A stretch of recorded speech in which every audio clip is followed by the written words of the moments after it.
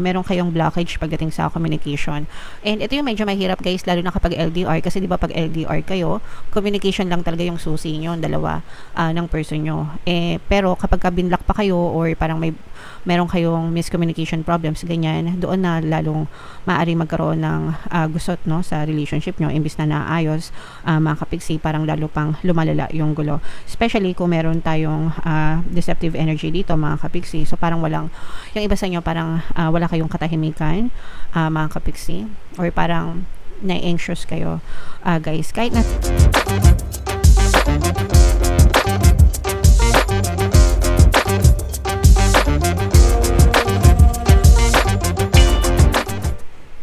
hello guys, hello Cancer, welcome back to Pinay Pixie Tarot. Ang pamagat ng episode natin for tonight is feelings reading, anong nararamdaman niya sa'yo. So titingnan natin yung current feelings sa inyo ng inyong partner o specific person. Kapag love reading guys, pwedeng ma-pick up yung energy nyo, pwedeng ma-pick up yung energy ng person nyo, pwedeng magkabaliktad yung roles, mga kapiksi. If in case hindi kayo naka-resonate dito, try nyo panoorin yung video dun sa zodiac sign ng person nyo guys, baka nandun yung energy nyo. So, unahin natin itong deck na to guys. Tingnan natin yung mga energy, love advice, love message para sa inyo. So, we have retreat, mga kapiksi, no? Ibig sabihin nito guys, spend more time with your partner or specific person. Disconnect muna kayo parehas dun sa outside world, dun sa mga nakaka-impluensya sa inyo, and just focus on you and your person, mga kapiksi. This is most resonating kung nagkakaroon kayo ng mga problema sa relationship guys, para ma-rekindle yung old bond nyo ng iyong person, para ma-rekindle yung relationship nyo, para magkaroon kayo ng heart to heart moments ng person mo, and kung may mga gustot kayo ganyan, para magkaayos kayo, masettle nyo, mga kapiksi. So this is very important, no, para ma-save most of the time yung mga relationship nasi-save kapag ganyan. Okay? Alright, so comment down below guys if naka-resonate kayo. Another message for you guys, no, deception. So ibig sabihin merong deception energy, deceptive energy dito sa relationship na to. Ibig sabihin nanloloko, mga kapiksi. May cheating, pwedeng may cheating, may lying, may betrayal, ganyan. Nagkakaroon ng trust issues. So someone is wearing a false mask in this relationship. So it's either ikaw yung nagsisinungaling sa kanya or yung person mo yung nagsisinungaling sa'yo. Sabi ko nga sa inyo guys, kapag love reading, pwede magkabaliktad yung role. So alam nyo naman kung sino, mga kapiksi. Alright? This will not resonate with all guys. Hindi lahat sa inyo may mandoloko. But if you feel na meron, then this message is for you. Okay? Mararamdaman nyo naman yan guys, no? Kung para sa inyo yung message or hindi. And another message for you guys is getting to know each other, mga kapiksi. Kumbaga, ito yung stage na nakikilala nyo pa yung isa't isa. Minsan, kahit na matagal na yung relationship, mga kapiksi, hindi nyo pa rin talaga nakikilala yung isa't isa, no? Unless magsama kayo, ganyan.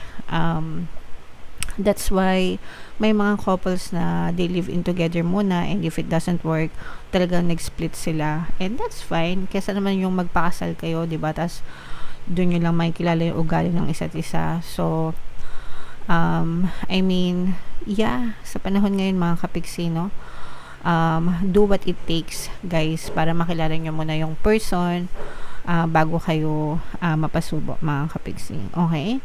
Alright. So, dapat alam nyo yung intention talaga nila, guys. So, comment down below if feeling nyo naka-resonate kayo dyan sa mga messages na yan. Tingnan natin yung ganap sa inyo, guys. Yung nararamdaman ng person nyo. Shuffle ko to, mga kapiksi. Habang sinashuffle ko to, panoorin nyo muna yung video natin regarding sa ating paano mag-manifest ng abundance video course. Kapiksi, sawa ka na ba sa mga struggles at hirap sa buhay mo? Masipag ka ba at masikap sa buhay ngunit hindi ka pa rin umaasenso? Ilang beses ka na bang nag-attempt magnegosyo at mag-invest pero palagi ka pa rin nalulugi? Sa pagkakataon na ito ay maaaring may subconscious beliefs ka na nagiging balakid sa iyong pag-unlad at pagyaman. Introducing, paano mag-manifest ng abundance video course. Dito ay matututunan mong ma-overcome ang mga balakid mo para tuluyan ka ng umunlad, umasenso, sumagana, maging matagumpay, successful at maswerte sa iyong kabuhayan, pera, trabaho, negosyo, salapi at kaperahan ng bonggang-bongga. Dali, mag-send na ng email sa pinoypixietaro@gmail.com at simulan na ang iyong pagyaman ngayon. Alright, so sa lahat ng gusto mag-fill ng course guys, naka-flash sa screen nyo. Una, meron tayong paano mag-manifest ng abundance video course. Meron din tayong paano mawala ang third party at magkaroon ng harmonious na relationship. And meron din tayong paano papalikin si ex, revised breakup. So sa mga interesado mga kapiksi, mag-send lang kayo ng email sa pinoypixietaro@gmail.com. Alright, so Cancer guys, kayo ay represent ng Queen of Cups sa ating spread. Ito yung ating feelings, energy, mga kapiksi. For some of you guys, pwedeng LDR itong relationship na to, long distance guys. Although hindi naman lahat mga kapiksi, but for some of you, pwedeng nakaka-resonate ito sa mga LDR. So nakikita natin yung mga pag-aaway nyo dito sa relationship na to mga kapiksi. And for some of you, pwedeng meron kayong blockage pagdating sa communication. And ito yung medyo mahirap guys, lalo na kapag LDR, kasi di ba pag LDR kayo, communication lang talaga yung susi nyo, dalawa ng person nyo. Pero kapag binlock pa kayo or parang meron kayong miscommunication problems, ganyan, doon na lalong maaari magkaroon ng gusot no, sa relationship nyo. Imbis na naayos, mga kapiksi, parang lalo pang lumalala yung gulo. Especially kung meron tayong deceptive energy dito mga kapiksi. So parang yung iba sa inyo parang wala kayong katahimikan mga kapiksi, or parang na-anxious kayo. Guys, kahit nasabihin natin na walang basis itong deception energy na to mga kapiksi, pero parang hindi kayo mapakali, especially kapag hindi nga kayo makapag-usap ng maayos ng person mo. And itong person mo guys, parang I'm also sensing na pwedeng binablock ka din itong person mo, or ayaw niyang makipag-usap sa'yo, lalo na kapag inaaway mo siya. Gusto niya ng peace of mind mga kapiksi. So parang hindi naman titingnan pa natin kung ano pa yung energy na lalabas, pero dito kasi sa spread na to, parang umiiwas siya sa away, umiiwas siya sa bangayan, umiiwas siya iniiwasan ka niya kasi ayaw niya nang nakikipag-away. So na-stress siya, parehas kayo na-stress mga kapiksi, na-stress ka sa kanya. Kasi parang parang gusto mo magkaroon ng kaliwanagan, pero na-stress din siya sa'yo kasi parang palagi mo siyang inaaway, if ever man na palagi kayo nag-aaway. So ayaw niya ng away, gusto niya ng peace of mind, gusto niya ng tahimik, kaya ka binablock ng person mo mga kapiksi. And itong person mo guys, parang feeling ko ilatag pa natin mga kapiksi, no? Ang fino-focus kasi nito ngayon mga kapiksi is hindi yung love life, kundi yung kanyang trabaho, no? Or yung kanyang finances. Meron siyang mga financial goals mga kapiksi, and isa din sa mga dahilan kung bakit let's say for example ng ibang bansa siya, ganyan, is para hanapin yung swerte niya mga kapiksi. And sa paghahanap niya ng swerte, parang na-sacrifice, no? Kailangan niya isakripisyo yung relationship niya mga kapiksi. Gusto niya makaipon and gusto niyang umuwi, no? But at the same time, gusto niya ring i-save yung relationship niyo. So, nag-iipon siya ng pera hindi lang para makauwi na, pero nag-iipon din siya para ma-save din yung relationship niyo. So, dalawa yung purpose ng savings para sa kanya.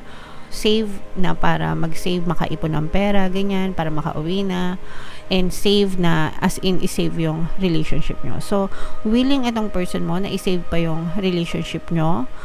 Probably yun yung plan niya in the future mga kapiksi, no?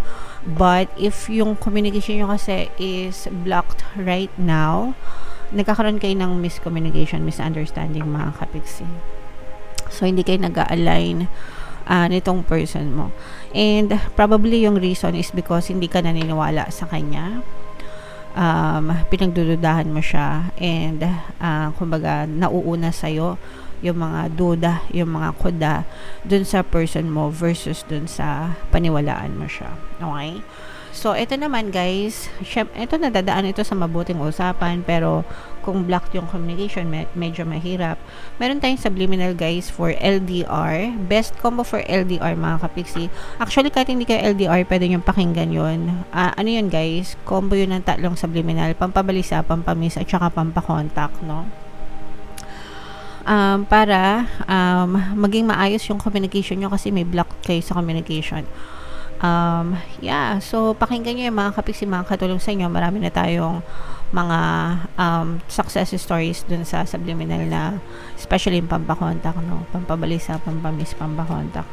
Kahit isa-isa yung mga kapiksi. Alright? So, comment down below if feeling nyo nakaresonate kay Jan Cancer sa mga message na yan. Pero as far as feelings is concerned, mga kapiksi, itong person mo, meron pa tong nararamdaman sa'yo kasi gusto niya ngang i-save yung relationship nyo eh. Pero nag-uurong sulong pa rin siya kasi puro away kayo. So, bawasan niyo yung away and focus on love, guys. Okay. So, tingnan natin yung additional message. Panahon na para mag-move on ka. So, mag-move on ka, not necessarily na, kung hiwalay na kayo mga kapiksi, no? And block na talaga kayo, guys. And gusto niyo na mag-move on, yes, no? Mag-move on na kayo, mga kapiksi. Pero another message para sa moving on is yung move on dun sa mga negative. Move on ka na sa duda mo, move on ka na sa kakakuda mo sa person. Focus on yourself, mga kapiksi. Focus on the love and light. Mag-move on ka na dun sa mga negative na nakikita mo dun sa person mo kasi mamaya yun na yung sumisira sa relasyon nyo, no? Duda ka ng duda sa kanya, wala naman palang dapat pagdudahan, diba? So mag-move on ka na. Parang ganun yung gustong sabihin sa'yo. Huwag kang mabuhay sa pagkanega mo sa relasyon, especially kung wala ka naman balak na hiwalayin yung person mo and gusto mo siyang ipaglaban, diba? So focus on yourself, focus on doing things that you love. Build your confidence, guys, para hindi kayo ma-insecure. Kapag insecure kayo, doon pumapasok yung mga jealousy, yung mga envy, doon pumapasok yung mga duda kapag insecure kayo. So, wag kayong ma-insecure, guys. Focus on yourself, self-love, diba? Self-concept nyo, ayusin nyo. Be confident para hindi na kayo magduda, mga kapiksi. Okay? So, it's time for you to move on, guys. Comment down below if feeling nyo naka-resonate kayo dyan, Cancer. For more tarot readings, guys, ito yung playlist nyo. Ito naman yung ating success stories ng paano mag-manifest ng abundance video course. Click here to subscribe, guys. Ito yung ating mga relationship subliminals. Thank you for liking, sharing, and subscribing. See you again next time. I love you all, mga kapiksi. Have a nice day. Bye-bye.